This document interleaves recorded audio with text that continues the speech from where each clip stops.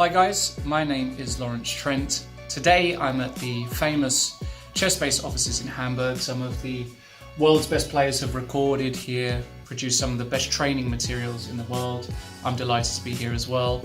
But today I'm going to be submitting my entry for the My Chess Poker Game and the Platinum Pass adventure. So here's me in the studio creating my next video series. To say that chess is a passion of mine would be doing a disservice to the term, because it's much more than that. It is quite simply my life, and I'm absolutely privileged to be able to say that I am a full-time chess and poker professional. With chess, I have been playing for over 25 years. I am currently a content producer, a streamer, a commentator, where I've commentated on some of the biggest events in the world. I am a coach. I've even helped out some very well-known players in the world of chess. And sometimes I even try to move the wooden bits myself. Although, let's face it, there are some moments where the glory is wonderful, and there are some moments where the pain is just far too real.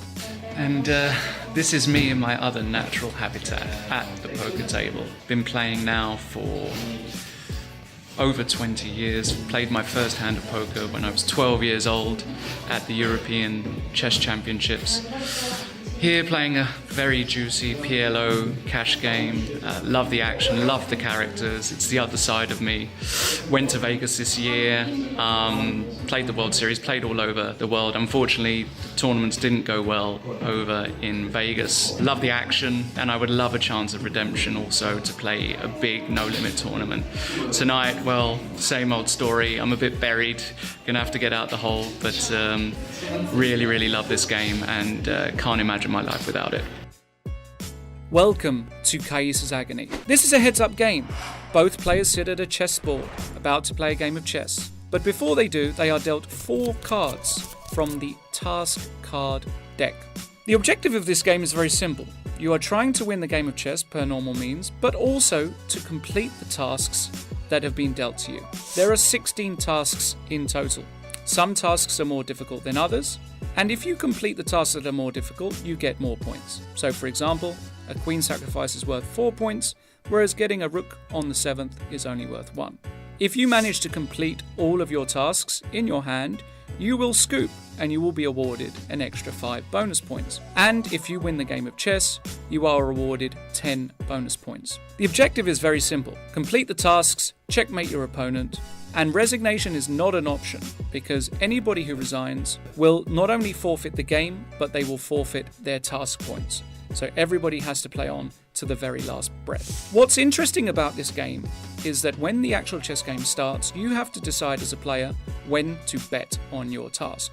You get 4 betting plaques. If you believe the time is now to try to complete one of your tasks, you place the betting plaque. Your opponent then has a decision to make. Does he fold? In other words, he doesn't want to match your bet and you win the points for that move.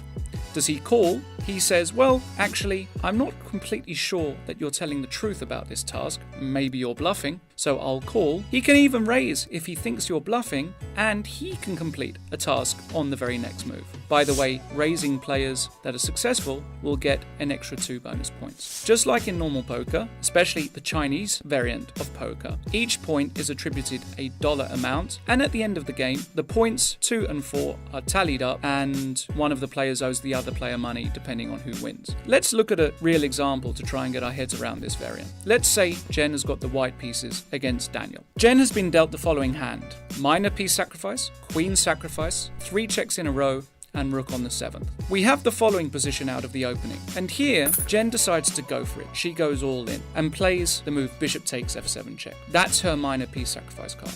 So she places a betting plaque. Daniel believes her, doesn't call the bet, so Jen wins that particular point. Jen then manages to play after king takes f7, the move queen takes d7 check. Has she gone crazy? Well, Daniel doesn't think so. Daniel thinks that actually she must have the queen sacrifice task and doesn't call the bet yet again. And after bishop takes d7, Jen then plays the move knight to e5 check, completing, well, 3 checks in a row. So Jen has managed to complete 3 of her tasks in a row, but at what cost? This is the big quick decision, and the great thing about this particular variant, you have to be able to understand when completing the task is favourable for you or not. Because in this particular position, Jen, who has now sacrificed half her army, will most likely not win the chess game, therefore allowing Daniel a great chance to nab the 10 bonus points for winning, not to mention his own task points. So what's also fantastic about this variant is that if you are losing on the chessboard, perhaps you've been dealt a bad run of task cards or you've not been able to complete them, you then have the ability to bluff and try and get some points back. Because remember, if you make a bet and your opponent calls and you're telling the truth, she matches that bet, so you get double the points. So it's in your favour to try and bluff in certain spots and try and claw some points back and really level the playing field. And that's what this is about. The task point system allows there to be more of a balance between the players. Not only that, the game celebrates the true strategic concepts of both games and really emphasizes the importance of timing and decision making. And of course, like always, it's a lot of fun, easy to play, easy to understand, and I think it's something that could really cotton on.